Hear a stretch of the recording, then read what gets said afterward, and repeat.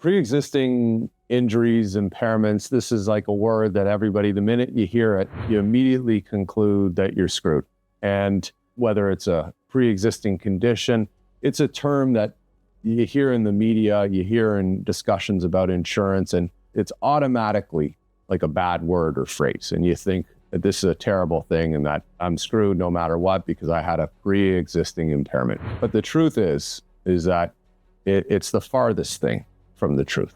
Pre-existing impairments, although they can be hurtful, they can also be helpful. When you think, well, how is that even possible? I'm going to tell you how it's possible. The law looks at pre-existing impairments in two different ways. In the common law or in tort law, there's two different concepts. One is called a thin skull plaintiff. Again, not a nice term, but it's called a thin skull plaintiff. It means that you already had some vulnerabilities that made you more susceptible to impairment or inability to recover from your injuries.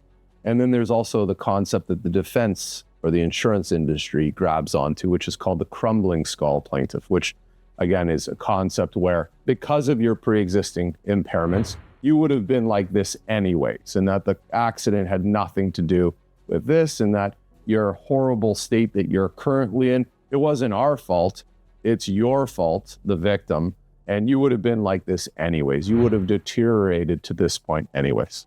In most cases I see, and frankly, anybody that really is over the age of really 30 years of age, we all have some pre-existing something, okay? Whether or not you had your back was sore or you had headaches or you had some issue. The issue and really the test isn't about what this pre-existing injury or impairment really was. It's about the change in function. And the change in function, irrespective of the pre-existing impairment, is what is relevant.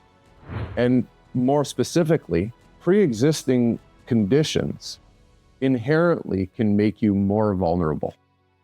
And when you tie that vulnerability into the change in function, well, that's in fact where we can use this as a positive.